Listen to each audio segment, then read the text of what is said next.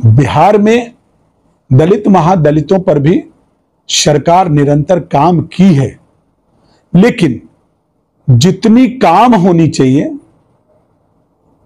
जितनी दबे कुचले जो दलित महादलित हैं, जो गांवों में रहते हैं, उन्हें जितनी सुविधा मिलनी चाहिए वो नहीं मिल पा रहा।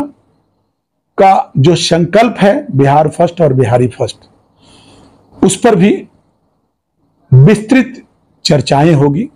अपनी वो सोच और अपनी भावनाओं को बताएंगे। वो जिस तरीके से बिहार और बिहार वासियों के लिए निरंतर काम कर रहे हैं, दिन रात हम सबों से जब भी बातें होती है तो एक ही बात उनकी होती है कि आप लोग मेरे पास कम से कम समय दीजिए, बिहार के उन जनता के बीच जाइए, उन लोगों के बीच जाइए और उनकी जरूरतों को समझिए।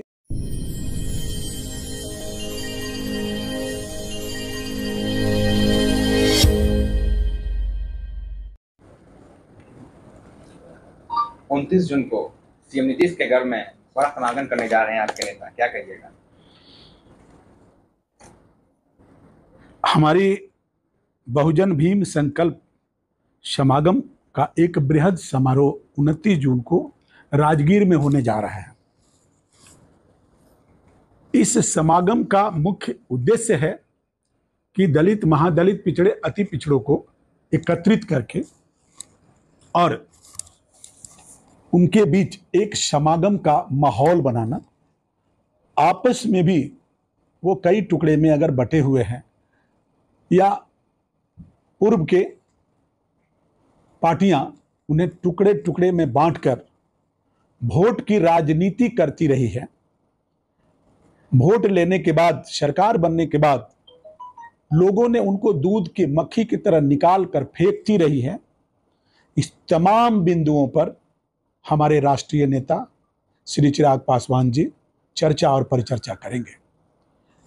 आज बिहार में दलित महादलितों पर भी सरकार निरंतर काम की है, लेकिन जितनी काम होनी चाहिए, जितनी दबे कुचले जो दलित महादलित हैं, जो गांवों में रहते हैं, उन्हें जितनी सुविधा मिलनी चाहिए वो नहीं मिल पा रही है। आपने देखा कि बच्चों के स्टाइपेंड में भी कटौती की जा रही है, अन्य पेंशन वगैरह की सुविधाएं तो हुई, लेकिन वो बिचौलिया खा जा रहे हैं, राशन बिचौलिया खा जा रहे हैं।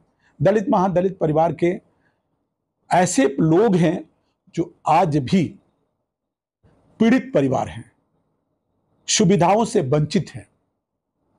दलित और महादलित के महिलाओं के साथ, बच्चियों के साथ आए दिन कुकर्म हो रहा है, दुराचार हो रहा है, छेड़छाड़ की जा रही है। जैसा कि पीछे आपने देखा कि अति निंदनीय दरिंदगी की सारी हद पार करते हुए जो घटना हुई थी, वह घटना अभी बिहार के वासियों के हृदय से भूला नहीं गया है। तो इस तमाम चीजों पर 29 जून को राजगीर में चर्चा होगी और हमारे नेता का जो संकल्प है बिहार फर्स्ट और बिहारी फर्स्ट, उस पर भी विस्तृत चर्चाएं होगी। अपनी वो सोच और अपनी भावनाओं को बताएंगे।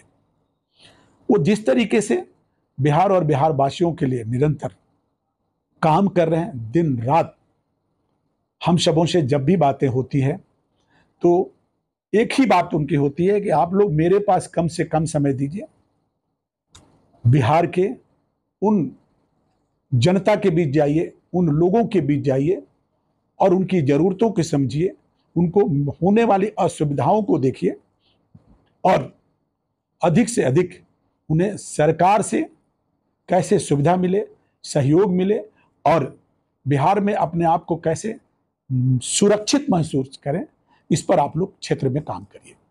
वो स्वयं भी काम कर रहे हैं और हम लोगों को भी बराबर यही इंस्ट्रक्शन आ रहा है।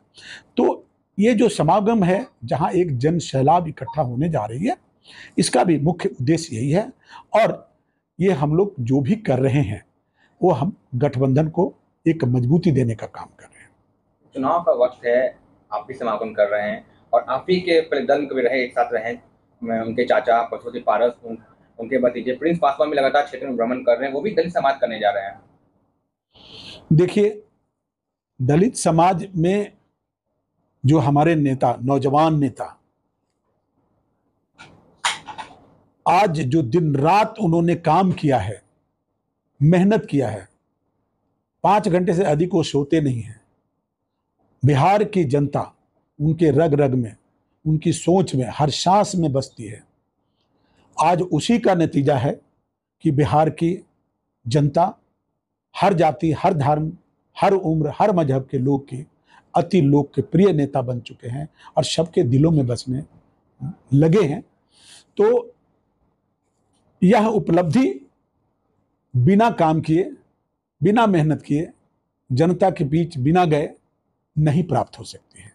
इसलिए जो भी काम कर रहे हैं, जुमलेबाजी की काम कर रहे हैं, लेकिन हमारे नेता उस पर निरंतर जमीनी काम कर रहे हैं। इसलिए बिहार की जो होने वाली चुनाव है, उसमें हमारी सफलता सर चढ़ के बोलेगी, हमारी परचम लहराने जा रही है। आपके नेता का संकल्प है बिहार फर्स्ट, बिहारी फर्स्ट, लेकिन विरोधी कहते हैं कि बिहार फर्स्ट बाद में, बिहारी फर्स्ट बाद में, पहले परिवार फर्स्ट।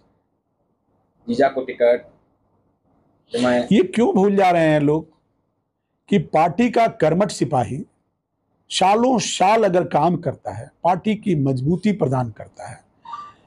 आप देख चुके हैं कि परिवारवाद की बात कर रहे हैं, जिस तरीके से चिराग पासवान जी को अपनों ने ही दूध के मक्खी की तरह निकाल के फेंक दिया था।